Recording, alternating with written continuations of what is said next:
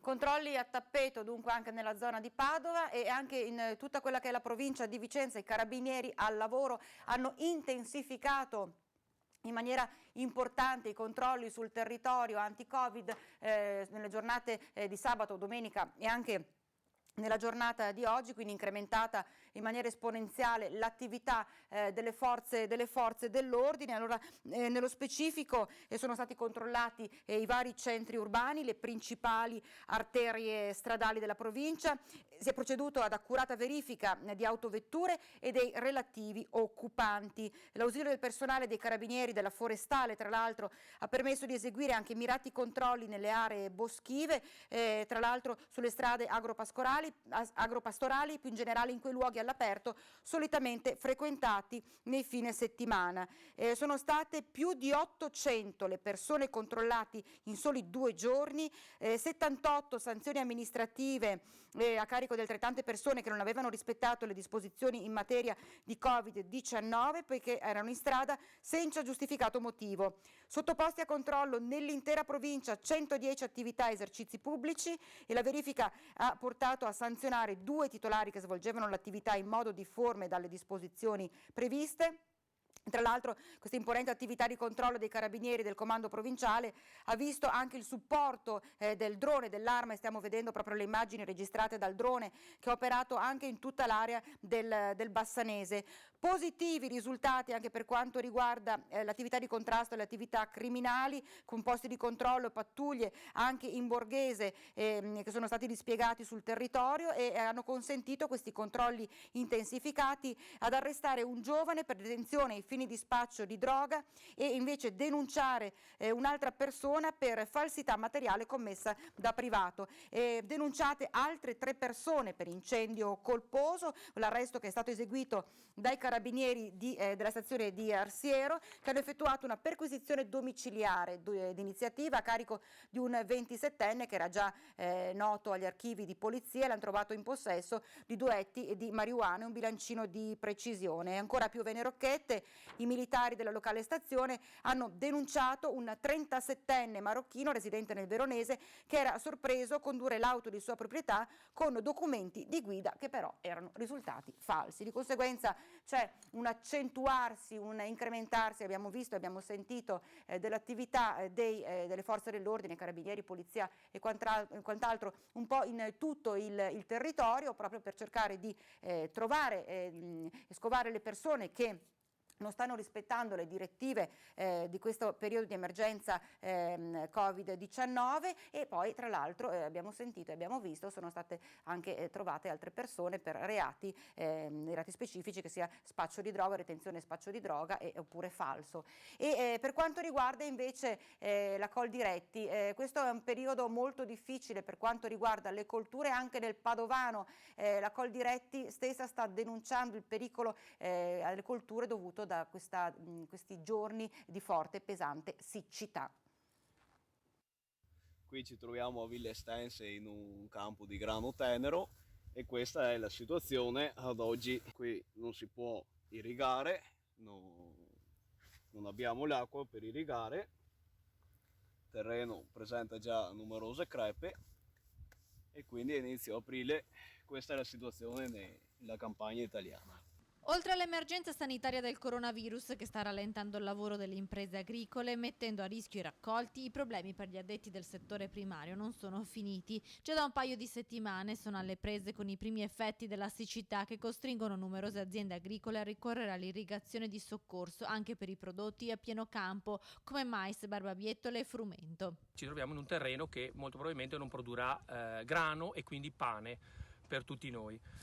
Qui non si può irrigare perché non c'è l'irrigazione, non c'è la possibilità di irrigare e se guardate questa è polvere, non è terra, questa è polvere. L'allarme viene lanciato dalla Coldiretti, non tutte le coltivazioni infatti potranno essere raggiunte dall'irrigazione, soprattutto in alcune zone della bassa padovana, a sud di Este e Montagnana, dove vi sono migliaia di ettari in cui non c'è modo di portare l'acqua nei campi, senza contare poi che l'irrigazione ha dei costi che vanno ad incidere pesantemente sul bilancio delle aziende già messe a dura prova in queste settimane difficili dovute all'emergenza coronavirus. Per questo Coldiretti ha già chiesto un piano Marshall per le imprese del settore primario per permettere ai contadini di continuare a lavorare la terra e a produrre cibo, attività essenziale da garantire e preservare. E continuano ad arrivare i vostri messaggi, i vostri video e le vostre foto, e allora guardiamoli assieme.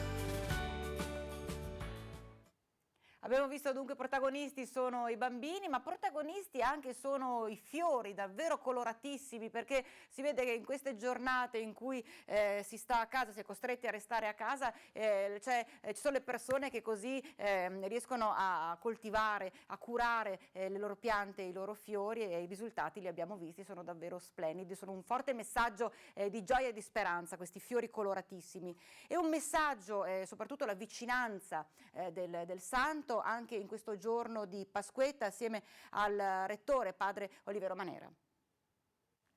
Sono gli angeli ad annunciare la resurrezione e quindi in qualche modo sono loro messaggeri di luce, messaggeri di pace, messaggeri di gioia, che dicono alle donne che vanno al sepolcro, dicono a tutti noi che Cristo è risorto. Annunciare o poter dire e farci gli auguri di pace e di gioia è una cosa.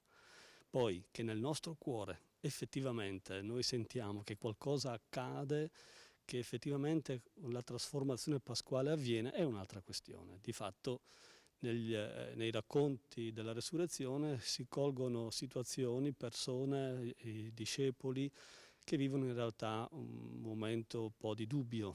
Certamente poi, se pensiamo a Tommaso, è diventato l'emblema di questo. Cioè gli occhi dei discepoli, il cuore dei discepoli, pensiamo ai discepoli di Emmaus, a questi due che camminano e hanno di Gesù accanto ed è il risorto, ma non lo sanno riconoscere. Non è che la Pasqua avviene d'incanto come un happy end, come qualcosa che alla fine ci prende d'impeto e ci fa persone nuove. A volte lo diciamo, ma la realtà a volte non corrisponde. E dunque bisogna che accogliamo quella un po' provocazione. In realtà sono anche parole durette che Gesù dice ai discepoli di Emmaus, le sentiamo per tutti noi, stolti e tardi di cuore a capire.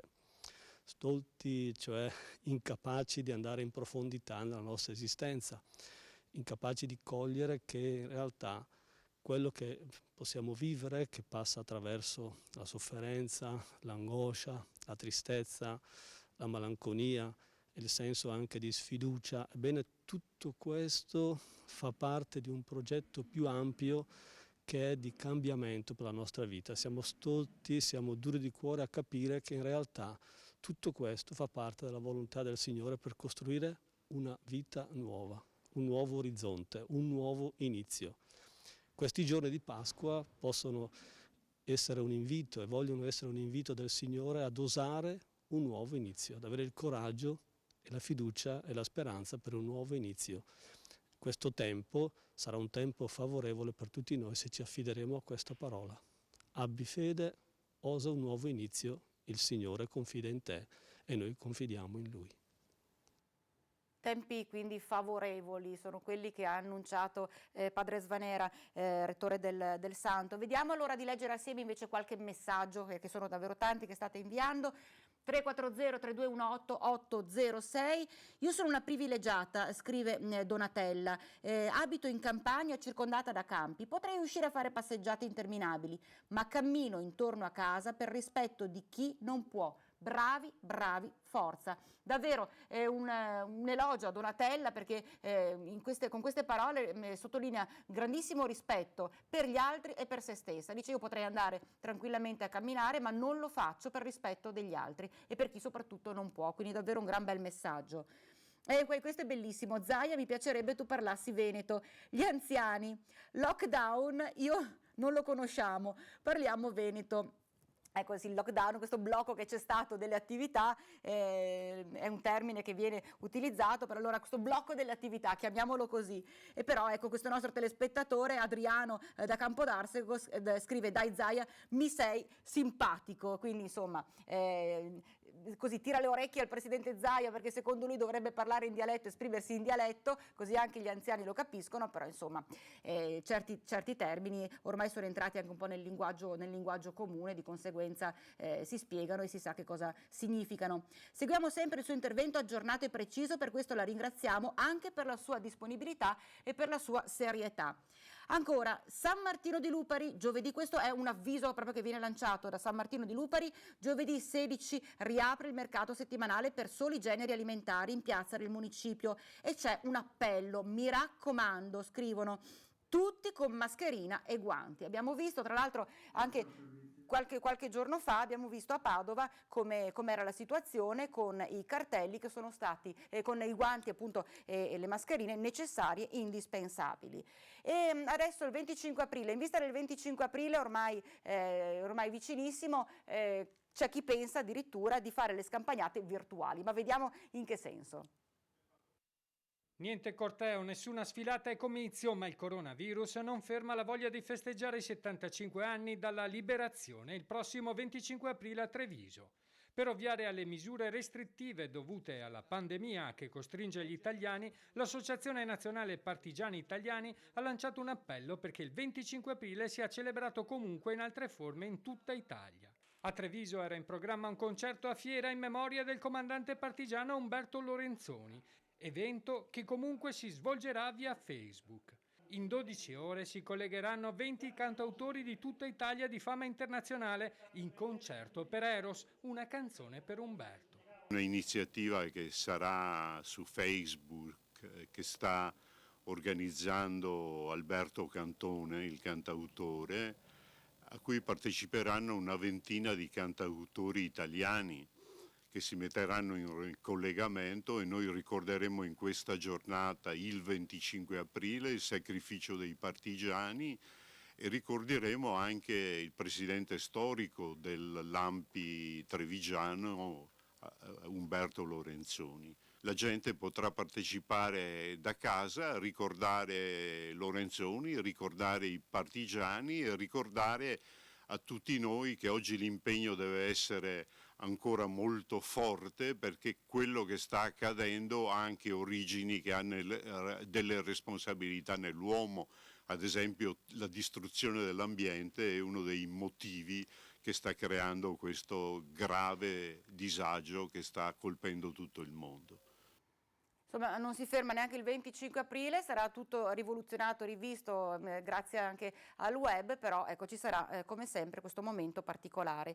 Ricordo tra pochissimo il film Artisti e modelle con Jerry Lewis, davvero una pellicola come sempre da non perdere con uno dei più grandi artisti americani e poi alle 16 l'appuntamento è con lo spazio dedicato ai più piccoli e dalle 16:30 in poi c'è Zumba, Tai Chi, ginnastica dolce e il Pilates. Alle 18 l'appuntamento invece è con la messa in diretta dalla Basilica del Santo di Padova. Grazie per essere stati in nostra compagnia e un buon pomeriggio. Arrivederci.